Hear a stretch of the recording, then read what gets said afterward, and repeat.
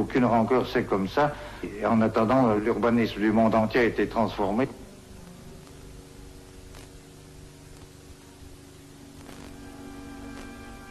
Corbu était un pôle d'attraction pour toute la jeunesse du monde, des Japonais, des Américains, des Espagnols, qui croyaient en leur époque aussi et qui venaient chez Corbu attirés par la révélation de Corbu. Car Corbu, c'était construire l'époque. Il a, dans tous ses écrits, quand il a fait le rapport, que jusqu'à présent on allait à la vitesse, les villes étaient construites pour le chemin des ânes, depuis des millénaires, et que tout à coup, c'était l'ère de l'automobile, c'est-à-dire de la mécanique. Nous pensions que cette époque était la fin d'une époque barbare, et que grâce à l'apport des techniques modernes, l'homme allait pouvoir se libérer d'un tas de tâches et pourvoir à ses besoins d'une part, mais d'autre part à promouvoir l'homme aussi, c'est-à-dire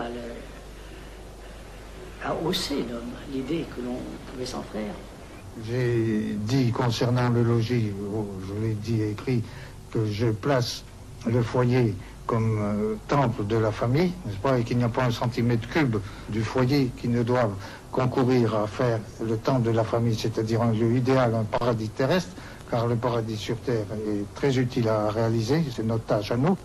On repensait l'homme par rapport à son logis, c'était primordial.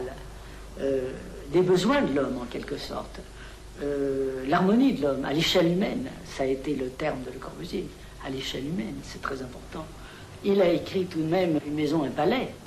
Une maison, un palais, ça n'est pas comme le fait Beaufil aujourd'hui. Non, c'était dans le sens qu'une maison doit être faite avec autant de soin qu'un palais ne serait fait. Et lorsque Le Corbusier a parlé et a écrit des choses qui d'ailleurs ont été mal interprétées, comme par exemple la maison est une machine à habiter. Le mot machine à habiter a fait dresser les cheveux sur la tête de tout le monde en disant mais on n'habite pas dans une machine, dans une usine. On n'a pas idée d'une machine à habiter qui est l'inhumanité, en quelque sorte. Alors qu'il l'exprimait dans le sens qu'une machine est une chose exacte. Donc l'habitat devait être une chose exacte, c'était dans ce sens-là qu'il était dit machine à habiter. C'est comme un avion, s'il n'est pas exact, il se casse la figure.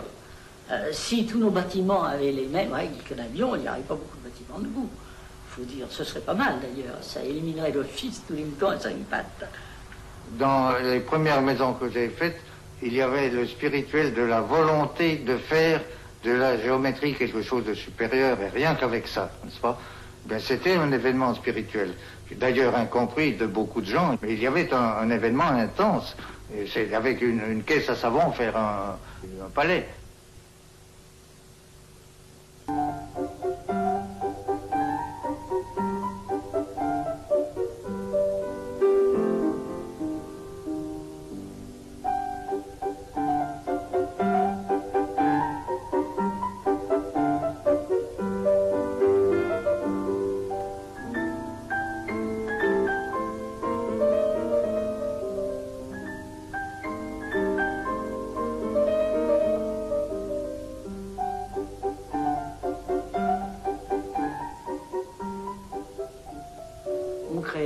Parce qu'on croyait qu'elles étaient bonnes et on ne pensait pas qu'elles étaient les seules, non, on n'avait pas cette prétention.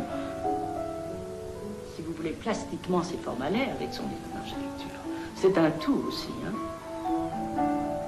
Maintenant, il est certain, je pense que avec les techniques d'aujourd'hui, si l'on avait fait une étude du marché, je crois bien que personne n'en aurait voulu, parce que l'on disait que l'on faisait des meubles pour hôpitaux.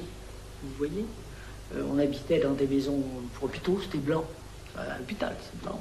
Meubles, bistrots ou hôpitaux. Donc je crois que l'étude de marché aurait été défavorable. Il y avait un public qui était intéressé, bien sûr, mais je crois que le grand public préférait de beaucoup ou ses armoires normandes ou ses imitations. Vous savez, on a guillotiné Louis XVI, hein, et puis après on s'est empêché de faire des salles à manger Henri IV et des chambres à coucher Marie-Antoinette.